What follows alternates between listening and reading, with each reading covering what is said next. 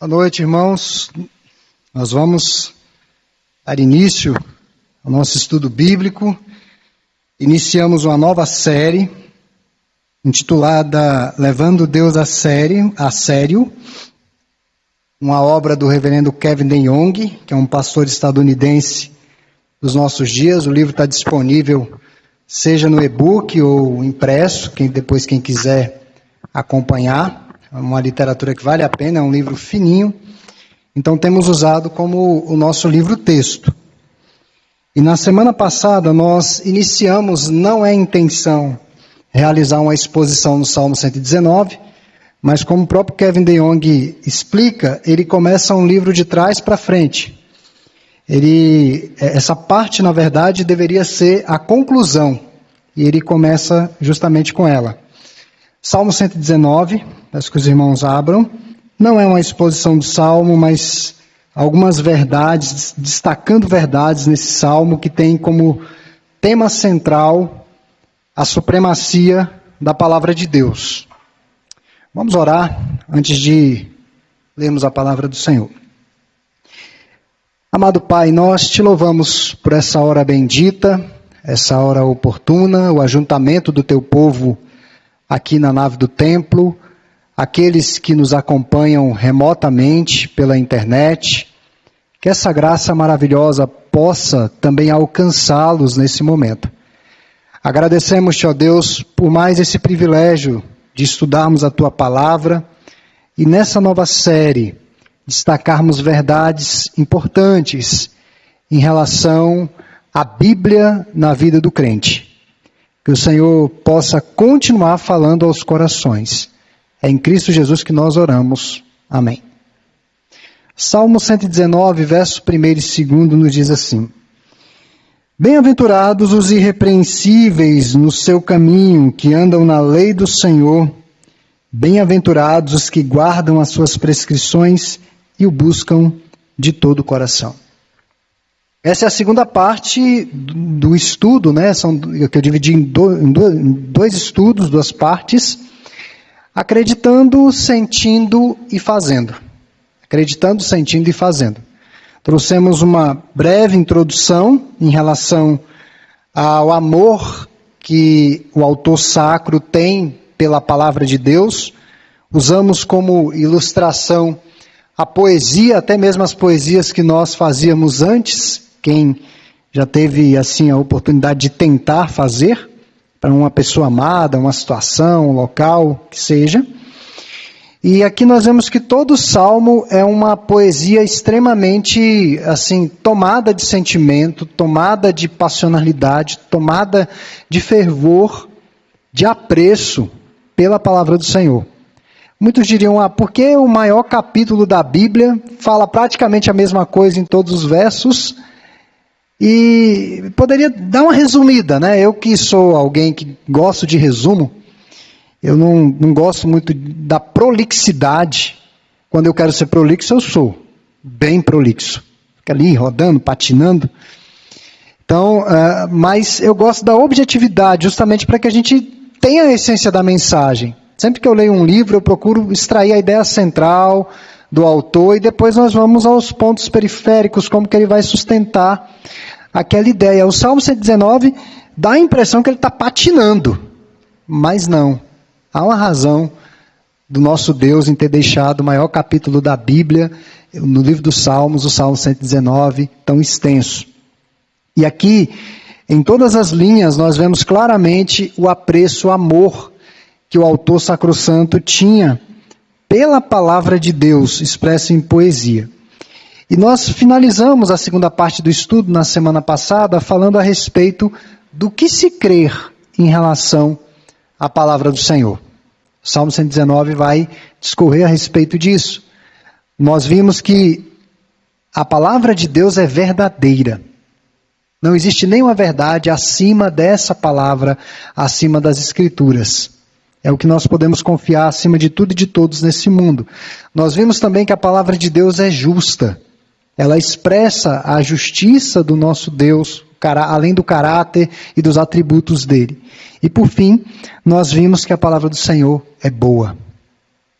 ela faz bem à alma, ela faz bem ao coração. Hoje nós vamos finalizar com as outras partes, então, no que crer. Agora, o que devo sentir acerca da revelação de Deus? Qual o sentimento que deve existir em meu coração? Muitos crentes ficam apenas sobre o que crer em relação às Escrituras. É uma fé meio que sem sentimento, meio que sem envolvimento, meio que sem passionalidade, até fria. Eu digo aos irmãos que é praticamente impossível sermos impactados por essas palavras e a nossa vida não ser de alguma forma tocada ou mexida. Eu ouvi certa feita no seminário ainda, que no seminário, pelo menos no meu tempo, era a Babel aqui de Brasília. Você recebia igrejas renovadas, igrejas muito conservadoras, igrejas que estavam ali em cima do muro, gente que era presbiteriana, gente que não era presbiteriana, tinha de tudo. Eu me lembro de um relato de um seminarista, na igreja dele, ele contou que ele havia sido convertido nessa igreja. Ele não mudou por transferência, mas foi convertido lá. Ele disse que no dia que o Espírito Santo o envolveu, o tocou e ele percebeu que precisava converter-se, deixar a velha vida, os velhos caminhos, ele foi tomado, além do que se crê, ele foi tomado por um forte sentimento, ele foi quebrantado. Ele contou que chorou o culto inteiro, foi para casa chorando, e na semana seguinte ele recebeu a visita do pastor e de mais 2 presbíteros. E daí na conversa, o pastor virou para ele e disse o seguinte: não precisava daquilo tudo. Não precisava daquilo tudo. E aí ele explicou para o pastor o que estava vendo. Ele não estava chorando porque a música tocou nele, porque ele estava passando por alguma tribulação muito grande, ou porque ele estava com depressão, ou desequilibrado emocionalmente, ou coisa assim. Mas aquilo que ele ouviu não ficou apenas na mente. De alguma forma desceu para o coração e mexeu com tudo. Tanto que de lá para cá ele é um crente, hoje ele é um pastor. Está até no campo. Está no campo fora de Brasília, esse irmão.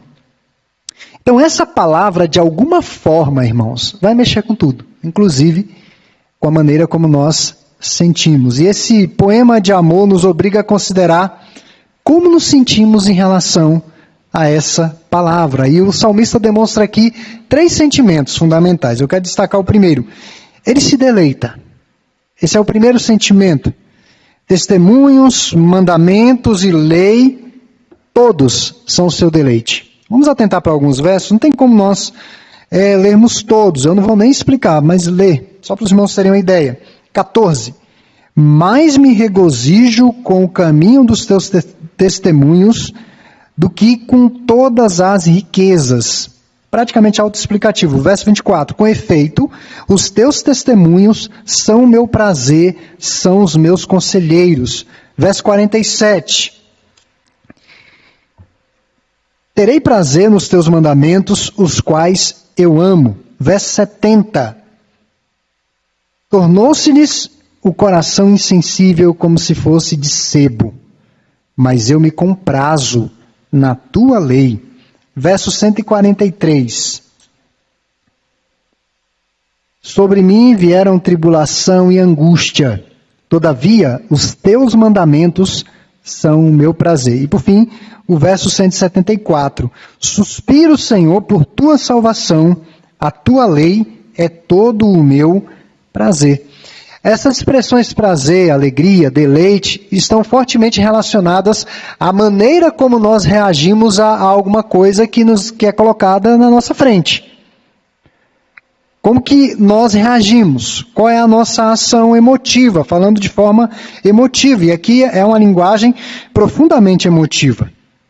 As palavras de Deus são como o mel. Verso 103 ele vai falar isso. São a alegria do coração dele. Verso 111. E são positivamente maravilhosas. Verso 129. E daí, muitos de nós poderíamos pensar, puxa pastor, mas eu não me sinto assim em relação à palavra de Deus. Eu não consigo ler as Escrituras e ter essa mesma reação que o salmista teve, ou naquele período que Deus lhe deu a oportunidade de ter acesso às suas palavras. Não sou o tipo de pessoa que se deleita em palavras, é o que muitos poderiam dizer.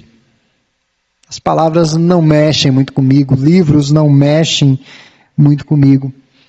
Mas mesmo, irmãos, mesmo, que tenhamos pessoas aqui ou que nos acompanham pela internet que não são afeiçoadas ao estudo, afeitas a muita leitura, quando um assunto interessa, nós ficamos bem atentos à mensagem. Todos nós.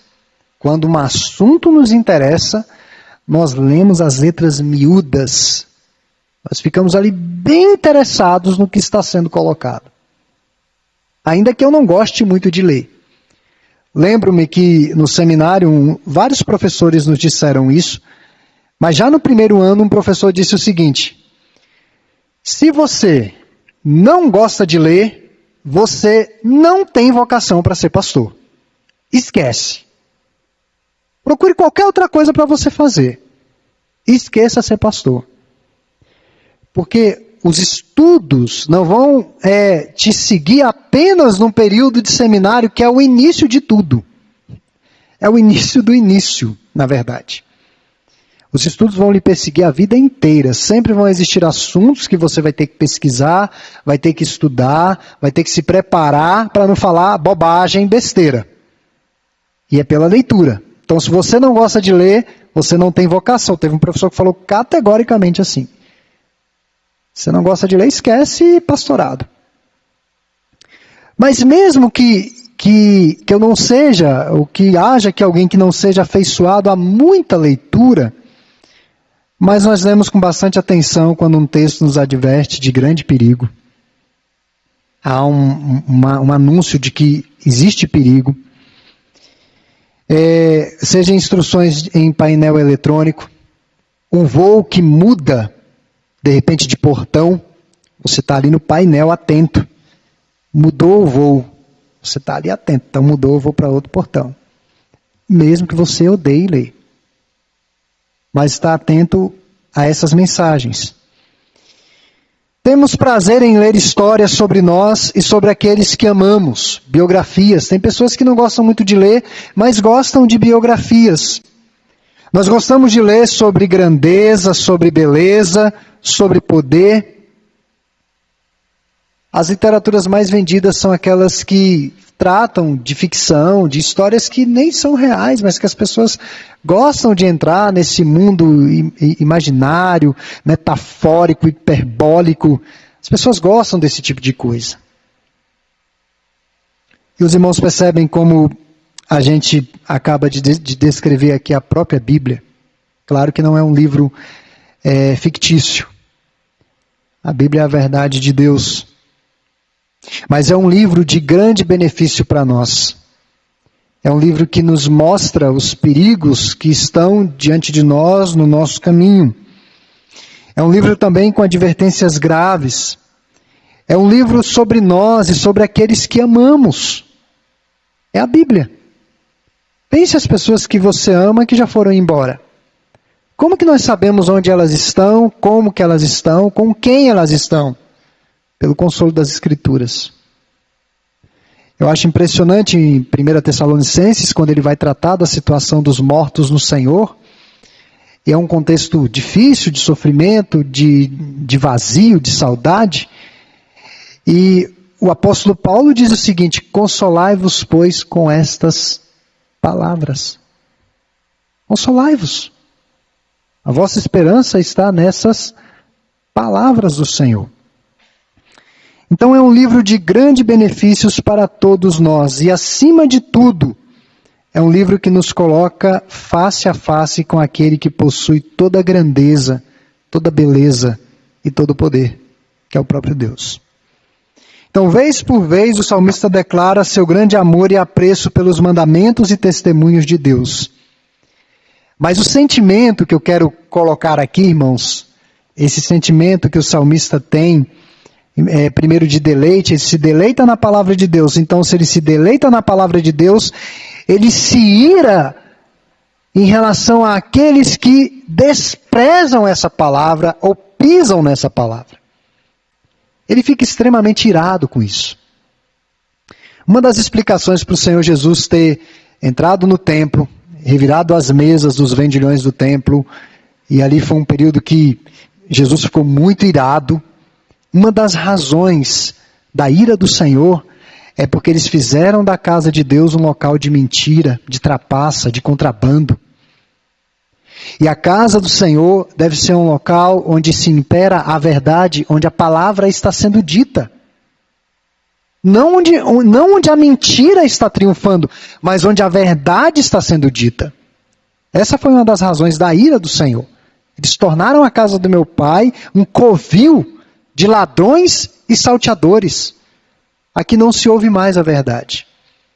Então, ao passo que eu me deleito nessa palavra, eu me regozijo nessa palavra, eu me irrito. E isso, esse irritar-se, essa ira é uma ira santa por causa da verdade de Deus. Quando falam mal da verdade de Deus, quando mentem em relação à Bíblia, eu me iro.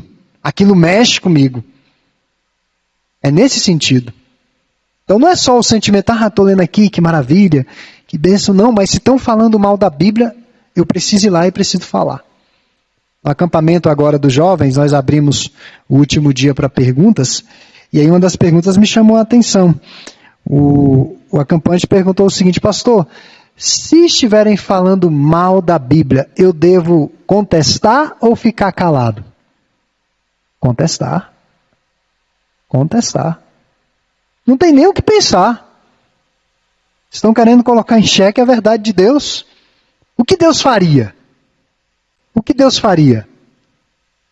Deus não iria ficar calado. Jesus nunca ficou calado. Na verdade, estava sendo desafiada, questionada. O Senhor Jesus sempre combateu, sempre pregou. E, meus irmãos, o apreço que nós devemos ter a essa palavra é semelhante ao apreço dos pais por filhos com necessidades especiais. Tem várias comunidades de pais com crianças especiais, diversos tipos de transtornos, dificuldades de desenvolvimento. E tem um grupo que é os pais de filhos do transtorno do espectro autista. E teve alguém que fez uma piada sobre autismo. Ah, mas esses pais, esses pais não deixaram barato, não. Se sentiram extremamente ofendidos.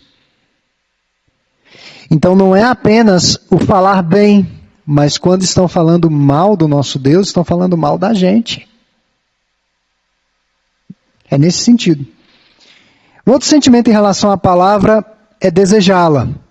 Por dezenas de vezes o salmista expressa o seu anseio em guardar os mandamentos do Senhor. Não vou ler os versos, são muitos.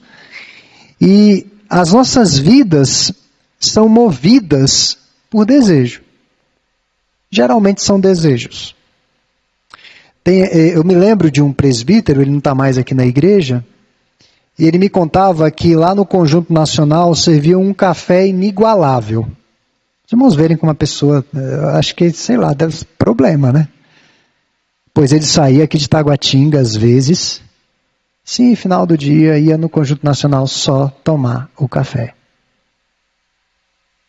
Só tomar o café. O que o desejo não faz? O desejo move. O desejo nos tira do lugar. É o que literalmente nos faz levantar pela manhã. E o que é que nos faz levantar pela manhã? O desejo é sobre o que nós sonhamos, oramos e pensamos quando estamos com o tempo livre para pensar sobre o que quisermos. É aí que nós descobrimos quais são os nossos verdadeiros desejos. Desejo não é só quando você está passando por um aperto e tem que resolver um problema.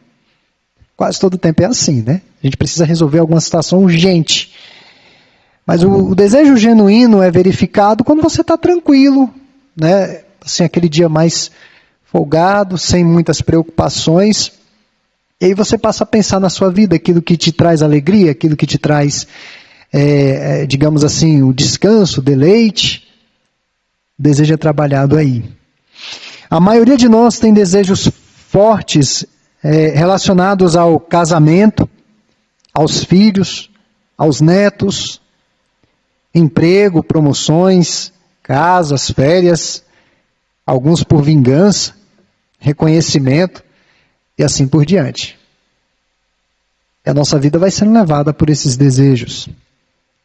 Alguns desejos são bons, outros são ruins. Desejo não significa necessariamente uma coisa boa.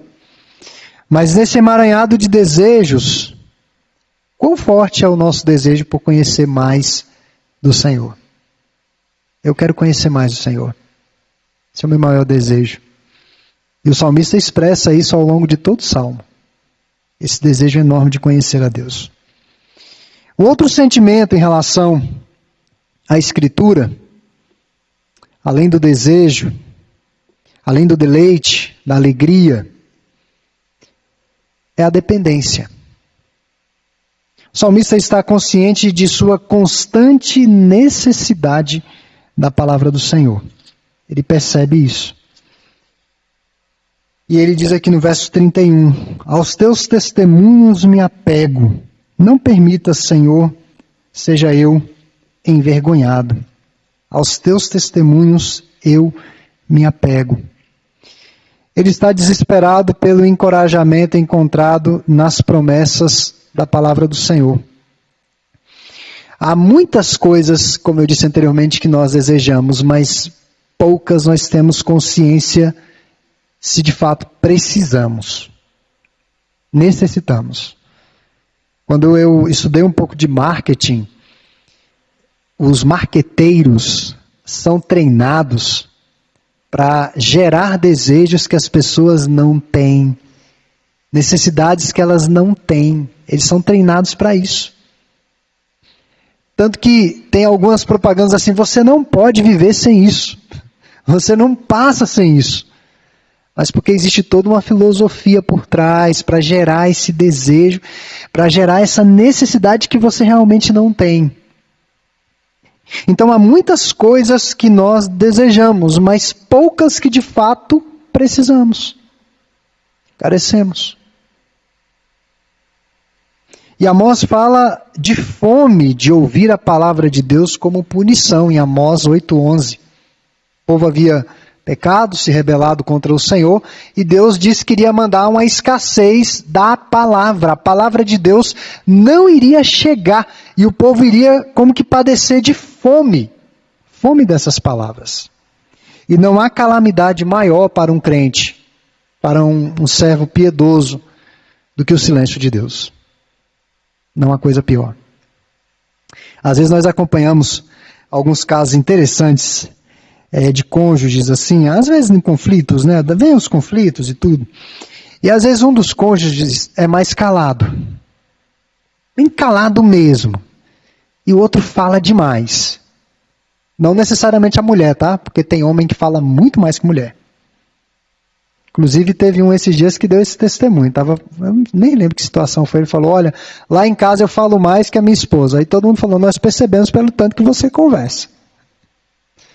Então, não necessariamente homem e mulher, mas às vezes um é muito calado, muito quieto, e o outro fala muito. E o que irrita o que fala demais é o silêncio do outro. Vai ali falando, vai provocando, mas reage, fala alguma coisa, respira, e o outro calado. Permanece calado. Para nós crentes não há calamidade maior do que o silêncio de Deus. Não podemos conhecer a verdade ou a nós mesmos, os caminhos do Senhor, ou o próprio Senhor de forma salvadora, a menos que Ele fale conosco. Deus tem que falar conosco. E nós dependemos do Espírito Santo para uma compreensão devida da palavra dele e aplicação também aos nossos corações. Portanto, aquilo que nós cremos e aquilo que nós sentimos andam juntos. Não dá para você só ouvir, bom discurso, ótimo. mas aquilo ali não impactou em nada, não mudou absolutamente nada, nem como que você se sente em relação a você, ao pecado, aos outros. Então, por fim, irmãos, o que fazer em relação à palavra de Deus? Esse salmo, para quem for lê-lo posteriormente, está repleto de verbos de ação, ilustrando os usos da palavra de Deus incitados pelo Espírito Santo.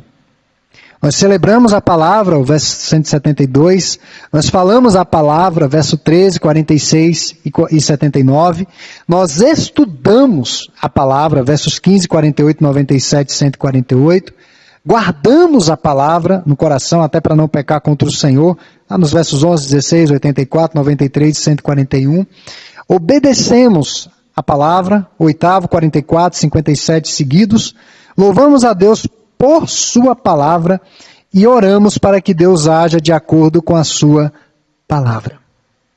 Percebam, celebrando, falando, estudando, guardando, obedecendo, louvando e orando.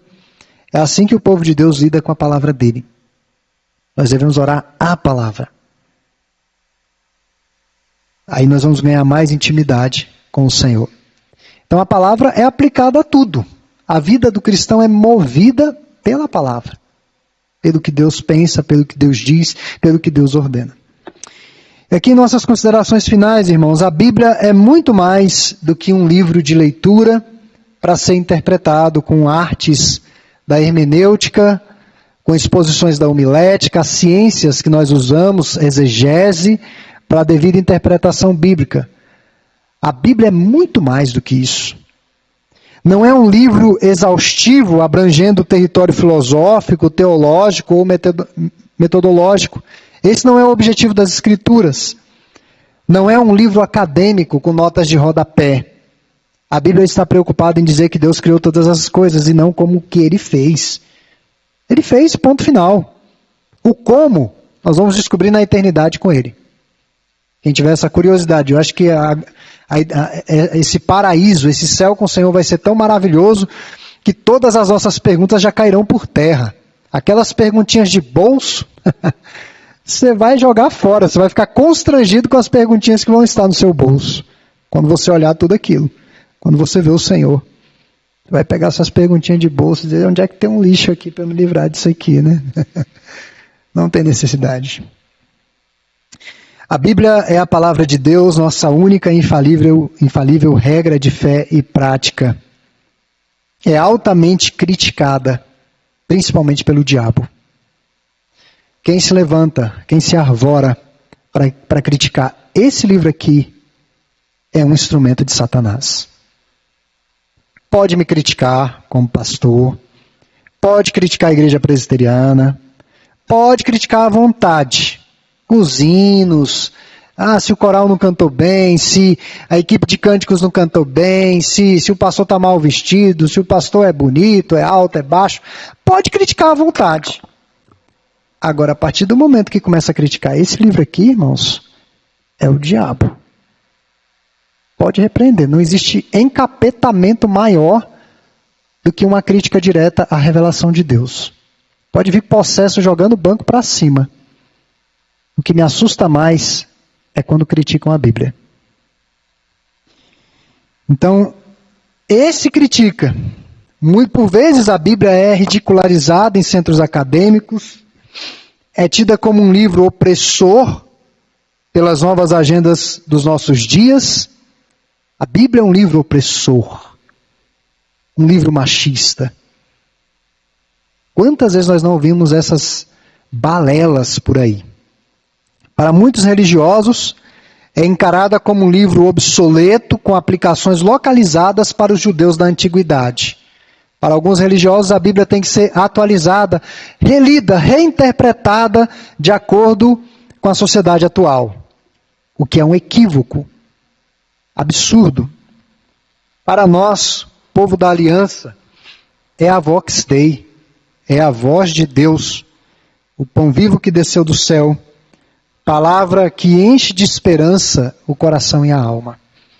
Esclarecimento e elucidação das questões mais cruciais da vida. E que Deus desperte, meus irmãos, e fomente em nós o interesse de conhecer mais profundamente esse livro. Certa feita eu ouvi alguém pregando dizendo que ele não era um crente num livro. Pois eu digo, nós somos o povo do livro. Nós somos o povo das Escrituras. Nós somos o povo que foi chamado de acordo com essa palavra. Então que Deus nos ajude a sermos tocados e sensibilizados pelas palavras de vida, que sejamos tomados do bom perfume de Cristo ao lidarmos com esse livro, que as nossas ações sejam decorrentes de uma vida devotada e esclarecida pela verdade eterna.